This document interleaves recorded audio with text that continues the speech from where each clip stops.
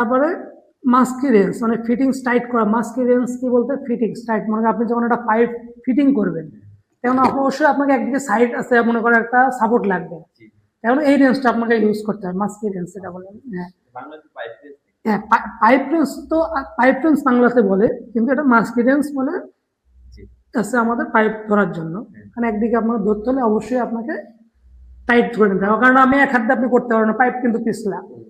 অবশ্যই আমাকে এই জিনিসটা ইউজ করতে হবে। এটাও আপনাদের আমি বাস্তব প্রজেক্টের সাইডে দেখাবো, বাস্তব কাজে দেখাবো আর কি। তারপর আছে পাইপ কাটার, যেটা আমরা সিপিভিসি তে পাইপ কাটি। এটা আপনাদের মনে করেন যে আছে হেসকো ব্লেড দিয়েও কাটা যায়, আবার পাইপ কাটারও জিনিস। এটা বাইরের দেশে আপনার হেসকো ব্লেড ইউজ হবে না, আপনার পাইপ কাটার দিয়ে আপনাকে কাটতে হবে। মানে পাইপ কাটার ভিতরে অনেক অনেক কিছু আছে, পিপিআর পাইপ কাটার আছে, সিপিভিসি পাইপ কাটার আছে, পিভিসি পাইপ কাটার আছে। তারপর থ্রেড থ্রেড কাটার পাইপও অনেক আছে, যেমন আপনার কাছে মানে আপনার জিআই পাইপ যেটা কাটবেন, এটার একটা মনে করেন যন্ত্র আছে, মানে গ্যাসের লাইনে মানে জিআই পাইপ, এক কথা আছে জিআই পাইপ আর কি। তারপর স্ক্রু ড্রাইভার তো চিনেনি, স্ক্রু ড্রাইভার আছে, স্ক্রু ড্রাইভার ভিতরে অনেকটা কিন্তু প্রকারভেদ আছে, স্টার আছে, মাইনাস আছে, প্লাস আছে, ঠিক আছে, এগুলো অনেক আছে, প্লাস ইউজ করতে হবে। তারপরে আসি আপনার ডিল করার জন্য আমরা কি ইউজ করি, ডিল মেশিন ইউজ করি। অবশ্যই আপনি যখন পাইপ ফিটিং করবেন, অবশ্যই আপনাকে পাইপ ফিটিং এর জন্য আপনাকে ক্ল্যাম ইউজ করতে হবে। ক্ল্যাম ইউজ করতে হলে অবশ্যই আপনার ডিল মেশিন লাগবে।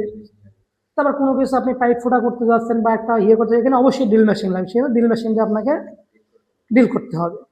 তারপর গ্যান্ডিংটা আমরা ইউজ করি কি জন্য, আমরা গ্যান্ডিংটা ইউজ করি অনেক সময় পাইপ কাটার হিসাবেও ইউজ করি। আমাকে গ্যান্ডিংটা ইউজ করা হয় মূলত আমি যখন ওয়ালটা কাটবেন কিভাবে, অবশ্যই গ্যান্ডিং ইউজ করা লাগবে আমাকে। তারপর আছে পিপিআর এর কিছু মেশিন আছে। পিপিআর মেশিন মানে পিপিআর যে পাইপ ফিটিং করি, পিপিআর গুলো আর কি, এটা আমাকে অবশ্যই হিট মেশিন আছে। এটাতে আপনি মনে করেন হিট দিয়ে এটা পিপিআর লাইন করার জন্য এটা ইউজ হয় আর কি, হিট মেশিন। এটাও আমি বাস্তবে আপনাদের দেখাবো আর কি। তারপর আপনার আছে হিট গান। হিট গান আমরা কি জন্য ইউজ করি, হ্যাঁ হিট গান মানে একটা পাইপের অনেক সময় দেখা যাচ্ছে জয়েন্ট দেওয়ার জন্য আমরা যেরকম পিভিসি পাইপ অনেক সময় আমরা কি আগুন ধরাই। এটা আপনি সবসময় আপনি যেন একটা বড় ফ্যাক্টরিতে গেছেন, সেগুলো আপনাকে আগুন বা ফায়ারি আছে, আগুন ইউজ করতে পারবেন না। তখন কি করতে হবে, আপনাকে অবশ্যই হিট গান ইউজ করতে হবে। হিট গান দিয়ে আপনার হিট দিয়ে আপনার পাইপটা জয়েন্ট দিতে হবে, অনেক সময় জয়েন্ট দেওয়া লাগে, এর জন্য আপনাকে এটা ইউজ করতে হবে। এই তো মোটামুটি অনেকগুলো আছে, এগুলো আপনার বাস্তবে দেখাবো। তারপর আপনার মনে করেন আসতে হবে, আপনার ম্যাটেরিয়াল চিনতে হবে, পাইপ চিনতে হবে, কোন পাইপটা কি। আপনার আমাদের দেশে এখন বহুত রকম পাইপ পাওয়া যায়, PVC pipe, uPVC pipe, CPVC pipe. এগুলো মনে করেন এক একটা গুণ আছে, এগুলোকে আপনাকে বাস্তবে দেখাবো কোনটা কি, কোনটা থিকনেস। আর পাইপটা চিনতে হলে আপনাকে পাইপের কিন্তু অনেক মাপ আছে, যেরকম 3/4, হাফ ইঞ্চি, 1 ইঞ্চি, 2 ইঞ্চি, 3 ইঞ্চি, 4 ইঞ্চি, 10 ইঞ্চি, 12 ইঞ্চি। একটা পাইপের এক জায়গায় ইউজ আছে। আপনার যেরকম মনে করেন একটা বাথরুম আপনি টয়লেট ফিটিং করতেছেন, এখানে পানির লাইনের জন্য আপনাকে কি পাইপ ইউজ করতে হবে। অনেক সময় অনেক ক্ষেত্রে অনেক ধরনের পাইপ ইউজ করা হয়, অনেক ক্ষেত্রে আমরা 1/2 ইঞ্চি ইউজ করি, 3/4 ইউজ করি।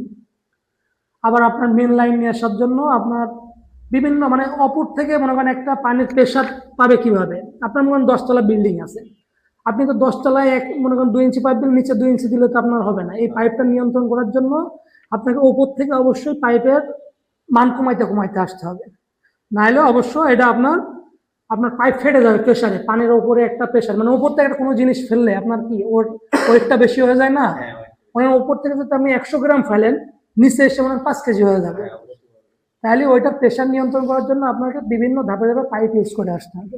এটাও আপনাদের বাস্তবে দেখাবো, মানে এখানেও তো মূল আলোচনা করতেছে জাস্ট একটা আপনাদের ধারণা দেওয়ার জন্য।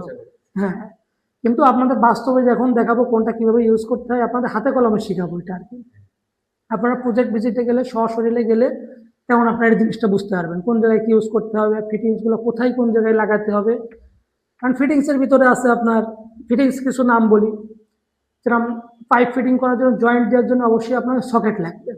একটাতে একটা সকেট লাগবে, এলবো লাগবে, মনে করেন পাইপটা আপনি ঘোরাবেন, এলবো লাগবে, এলবোতে মনে হয় একদিক থেকে আপনি একদিকে ঘোরাবেন, মানে অ্যাঙ্গেল করবেন, ডিগ্রি করবেন, তেমন কিন্তু আপনাকে এলবো লাগবে।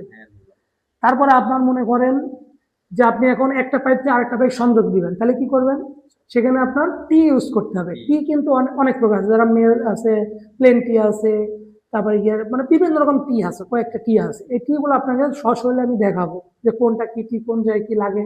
একটা যেমন একটা পাইপে আপনার আছে 3/4, একটা আছে আপনার 1 ইঞ্চি, তাহলে এই টি গুলোরও নাম আছে 3/4 বাই 1 ইঞ্চি, এক একটা এক একটা নাম আছে।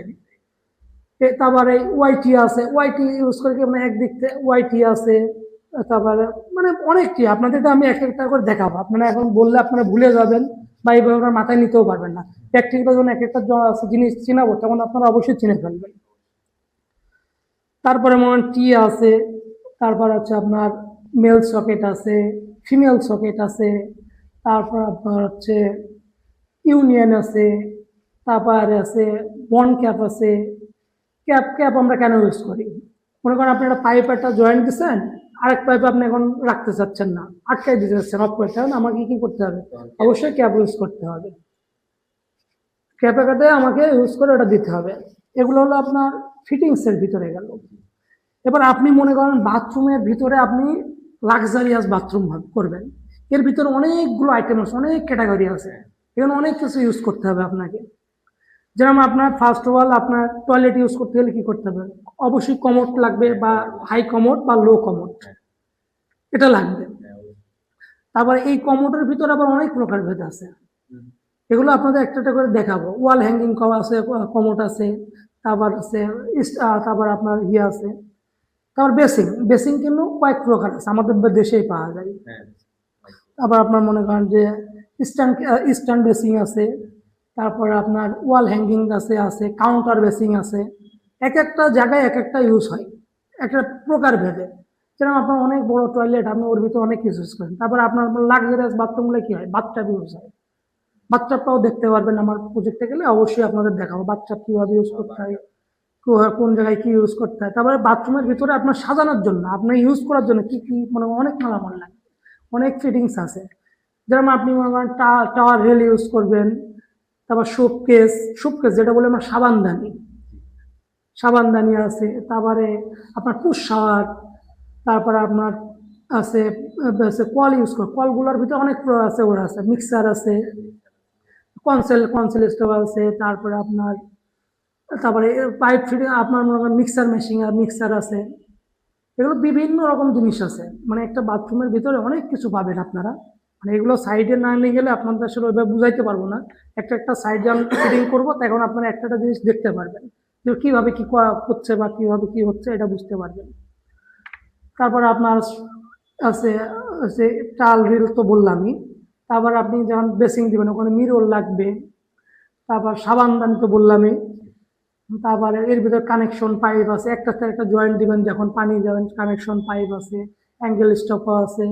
তারপর বিপকক যেটা আমরা বাংলায় বলি কল, কিন্তু এটার মূলত নাম হলো বিপকক।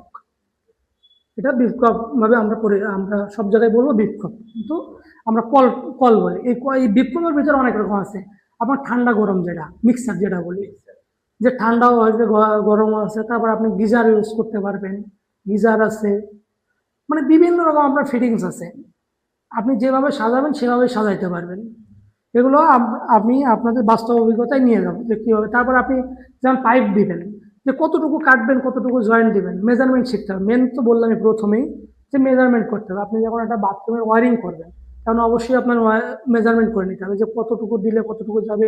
এগুলোর নির্দিষ্ট হাইট আছে, যে কোন জায়গায় কোন জিনিসটা ইউজ করতে হবে, ফ্লোর থেকে কতটুকু উঠবে বা এগুলো সব বাস্তবে আপনাদের শেখাবো, যে কোনভাবে কি করলে কিভাবে কি হয়, এটা অবশ্যই দেখাবো। আর আপনাদের কোনো প্রশ্ন থাকলে আপনাকে বলতে পারেন যে কিভাবে কি করব বা কোন জিনিসটা কি, এটা অবশ্যই আপনারা প্রশ্ন করতে পারেন। তারপর পাইপের ভিতরে বললাম বিভিন্ন প্রকার পাইপ আছে, কোন পাইপ কোথায় লাগাতে হবে, যে কোন পাইপটা কোন জায়গায় ইউজ করলে ভালো হয়।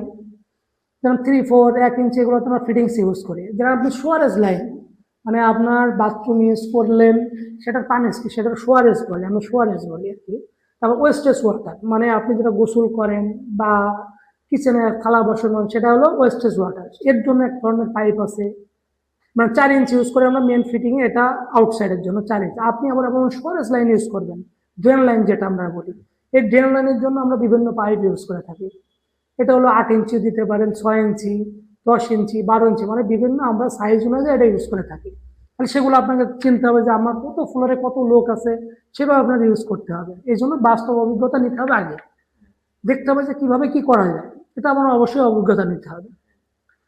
তো এখন কারো কোনো প্রশ্ন থাকলে বলতেন, আজ বেশি ক্লাস নেবো না, কারণ বেশি বললে আপনারা আলোঝালা হয়ে যাইতে পারেন, কারণ বেশি প্রেশার দিলে আপনারা বুঝবেন না। তারপরেও প্রজেক্টে যাবেন, শিখবেন, তাহলে অল্প কয়েকদিন শিখলে আপনারা শিখতে পারবেন যে কোনটা কিভাবে ইউজ করতে হয়। তারপর বাস্তব আপনাদের কাজ করতে হবে, কাজ করতে করতে আপনাদের অভিজ্ঞতাটা বেশি হবে। মানে একবারে তো আপনারা শিখতে পারবেন না, আস্তে আস্তে আস্তে এটা শিখতে পারবেন যে কতটুকু আছে হাইটে পাইপটা দিলে আপনি পানিটা পাবেন ভালো, বা কত আছে ইঞ্চি পাইপ দিলে আপনি পানির প্রেশারটা পাবেন, বা কোন জায়গায় কি পাইপটা ইউজ করবেন, এগুলো সবই আপনাদের জানাবো। অবশ্যই আপনাদের আমরা প্রজেক্টে নিয়ে যাব, ওগুলো বাস্তবে আপনাদের দেখাবো। আপনাদের কোনো প্রশ্ন থাকলে বলতে পারেন, আজ বেশি দীর্ঘায়িত করবো না ক্লাস, বলতে পারলে আমাকে বলতে পারেন যে আমরা তো কিছু জানি না, আগে শিখে নিই আপনার। হ্যাঁ, ওই জন্যই বলতেছি, হ্যাঁ আমার প্রজেক্টে নিয়ে যাব, প্রজেক্টে গিয়ে আপনাদের এগুলো শেখাবো, বাস্তব শেখাবো। ঠিক আছে, তাহলে আজকে এই পর্যন্ত ক্লাস শেষ। আসসালামু আলাইকুম।